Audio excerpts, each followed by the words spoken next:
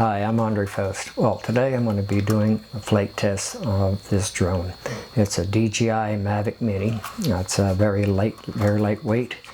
The advantage of it is that you can fly near people, not over people, but near. You're not bound by the 100 meters that you are with the drones that are heavier than 249 grams.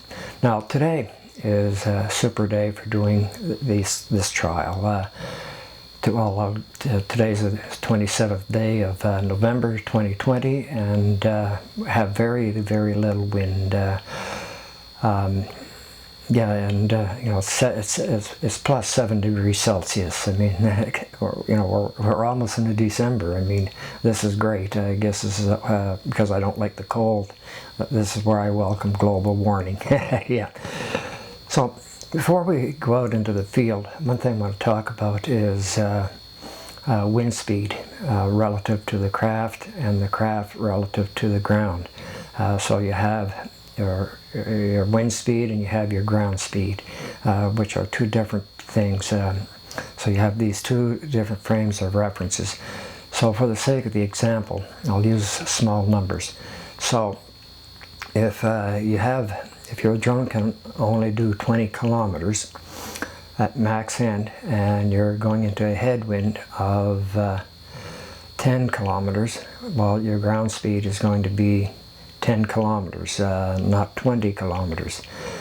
So usually what I do is, if I'm going to go upstream first, or upwind first, I know that I can go a little further. My distance can be a little further away from me because it's going to come back very quickly. If I go downwind or start downwind, then I know I have to keep the distance short to me, because I know the drone's going to go down very quickly, but it's going to it's going to not come back as quick. And the important thing is bringing the drone back. So that's all that I have to say about that part of it. Now, the other part is the legal aspect of it, because some people believe, because it's not included in the Transport of Canada regulations, there's something called civil law or tort law. I say I'm not a lawyer, but out of experience, I can tell you that if you cause any damage, injuries, or death, you can be sued under civil law. And depending on the severity of the damage that you've done, will depend on how much you'll get sued. And in civil law, there's a thing called negligence. So if you do something very stupid and you do get sued, the onus is going to be on you to prove that you weren't being negligent. And the way that civil negligence is, it's very broad. It's a catch-all. So, use common sense even when you're flying these little drones, and they're basically outside of the regulations. Use common sense, keep yourself out of trouble, keep yourself from getting sued. So having said that, let's go out on the field and test flight this little puppy. Alright, we'll see you out in the field. I'm here on site getting ready for the first field trial of the Mavic Mini. The first thing that I'm going to do is a pre-flight test to see that all is in good working order. I'm at about 1.5 meters above the ground, and right now I just did a starboard yaw, and the next step is going to be a port side yaw or left yaw, and now I'm going to check my ascent and descent, and then forward and reverse. So let's see, so a little up, and we'll bring it down a bit, and then forward, and then reverse, and lastly I'm going to check my gimbal. I'm dropping it down at 90 degrees, and then I will raise it to about a -5. One thing that I have to mention is that is just as important as the pre-flight check, is that you must pay attention to your surrounding. You've got to look for obstacles which may interfere with your flight, as well as to look for people so you don't compromise their safety. Again, kind of repeating what I earlier said, the drone, because of its weight, it doesn't really fall under the Transport of Canada regulations. You are still liable if you act in a negligent way. So keep that in mind. So right now on this maiden voyage, I'm not doing any fancy cinematography. I'm just checking out the controls. It's like getting behind the wheel of a new vehicle. You've got to get familiar with with what the car does and where the controls are at. One thing I've got to say, I'm impressed with the color sampling. Now, as you can see, it's a cloudy day, and both are doing DSLR still photography and other photography like drone. When you have cloudy days, it's a little bit more difficult because it tends to wash out all of your colors. And but anyway, this little camera is doing a mighty fine job. It's actually doing a better job than my Evo, the larger drone that I use for it. So like I didn't have to do really any post-production work on the videos. So again, like all this is just simple test routines. I'm checking its response time. How slow can I go? How fast can I go? Just basic operational. Now on this descent, I've slowed it down to see how slow. What's my slowest that I can use for to do a descent.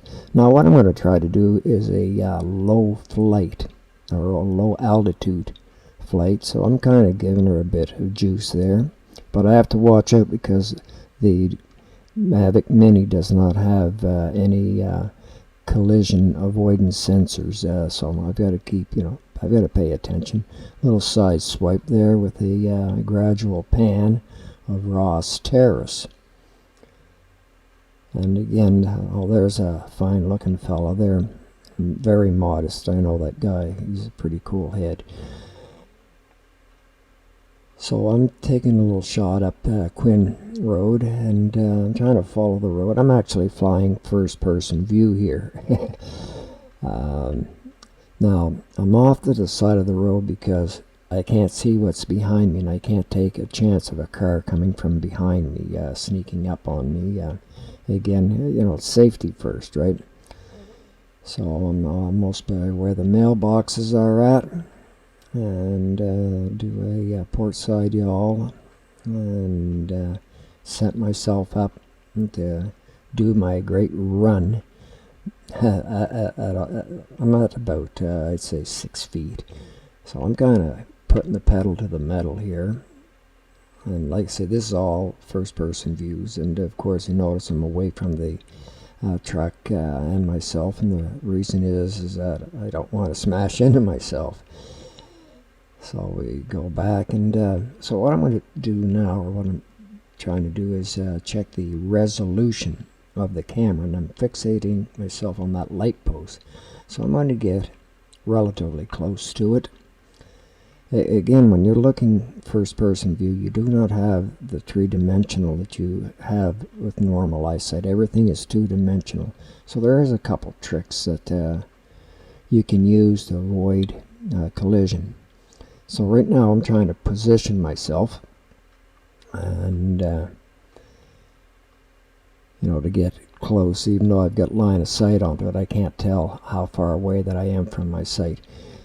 So what I'm looking for is that I can see on top of the light. Once I see the top, I know that I'm not going to hit it when I fly over it. So I'm just double checking everything looks good, and the resolution at that distance is very good. So there, we're going to fly just over top of it. So it was done safely. Obviously I didn't crash, but that's one thing, whether you're flying above or in between, or always look to see that you can see the sides. So I'm coming down, I'm finalizing my trial, so I'm bringing the little puppy down.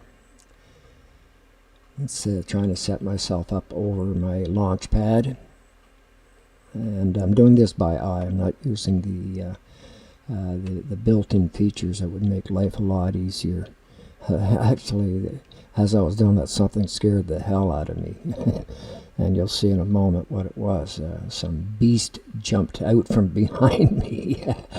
So, yeah, he took me by surprise. It should happen right about now. You should see this cat jumping out from the rear wheel of my truck.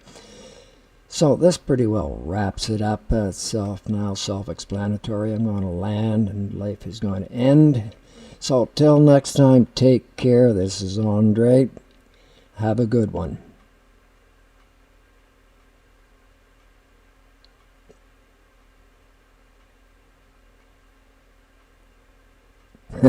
Where that cat came from.